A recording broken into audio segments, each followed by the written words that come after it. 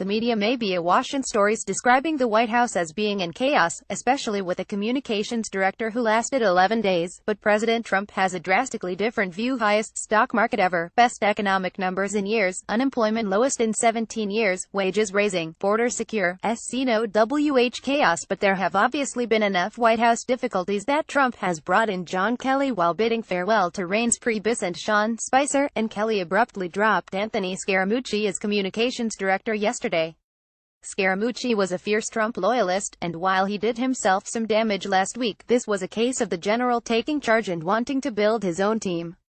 The staff shuffles have spawned some media analysis about how much connection the president still has to the Republican Party.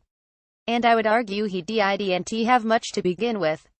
The Wall Street Journal says Trump's tumultuous past week has widened rifts in his party between those who vocally support the president's combative style and others who bridle at it. Fair enough. Trump recently tweeted that Senate Republicans look like fools and are wasting time by not abolishing the filibuster so they can more easily replace Obamacare after several healthcare bills went down. And many staunch conservatives resent his public denigration of Jeff Sessions. Politico goes a step further by declaring without Priebus, Trump is a man without a party. Priebus ran the RNC and Spicer was its top spokesman, so they had deep party connections. By contrast, says Politico, Kelly, the retired general, is not a political figure and is not known to hold strong political or ideological inclinations. Scaramucci is a political novice who in the past donated to Barack Obama and Hillary Clinton. Steve Bannon used Breitbart to try and burn the Republican Party to the ground. Gary Cohn is a lifelong Democrat, and Hope Hicks had no political background. Jared Kushner and Ivanka Trump were Manhattan progressives. Only Mike Pence has any association with the Republican Party. Actually, this roster leaves out Kellyanne Conway, who's been a well-connected GOP pollster for decades. The story goes on to argue that Trump often refers to Republicans as they and might feel even more liberated after ousting Priebus. I don't think Donald Trump needs to feel liberated. I've always viewed him as an independent president who happened to run on the Republican ticket.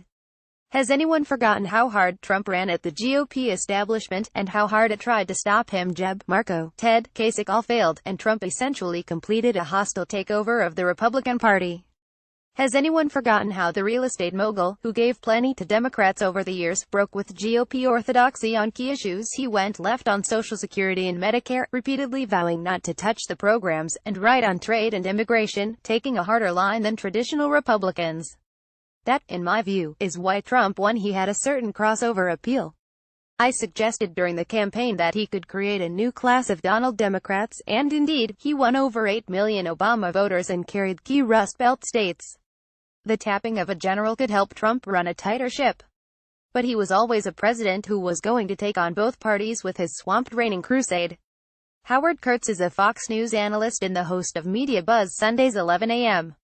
He is the author of 5 books and is based in Washington. Follow him at @HowardKurtz. Click here for more information on Howard Kurtz.